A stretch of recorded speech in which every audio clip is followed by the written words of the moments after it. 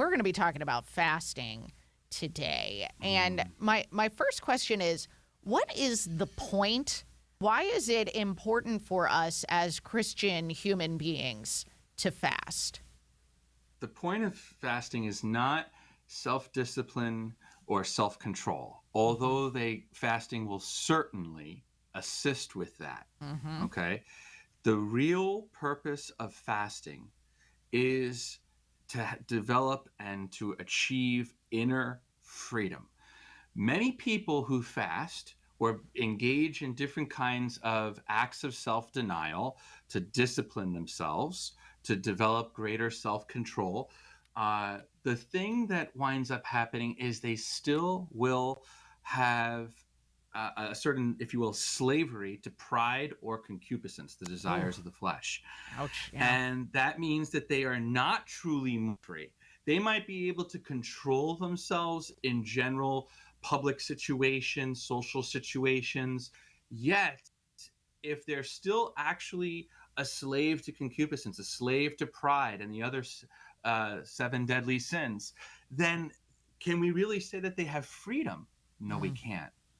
So the purpose of fasting is to really develop a total freedom for an assent to the will of God and allowing yourself in all of your spiritual and physical appetites to allow them to be truly an expression of freedom, which is a choice for God, for what is good, holy, true, and just, and not merely good, holy, true, or just, but all four at the same time.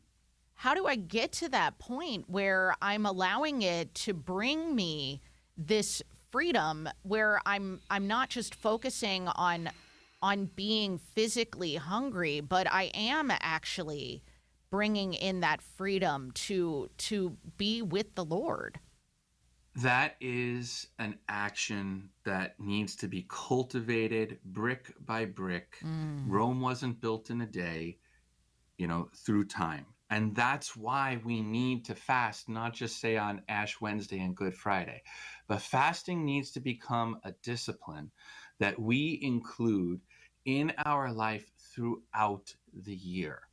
Fasting isn't just something that we do at Lent. Yes, it is one of the pillars of Lent, but fasting can be a part of our spiritual exercises throughout the year. And even if we are not going to abstain from meat on other Fridays outside of Lent, we are meant to incorporate another penitential discipline in place of the abstaining of meat.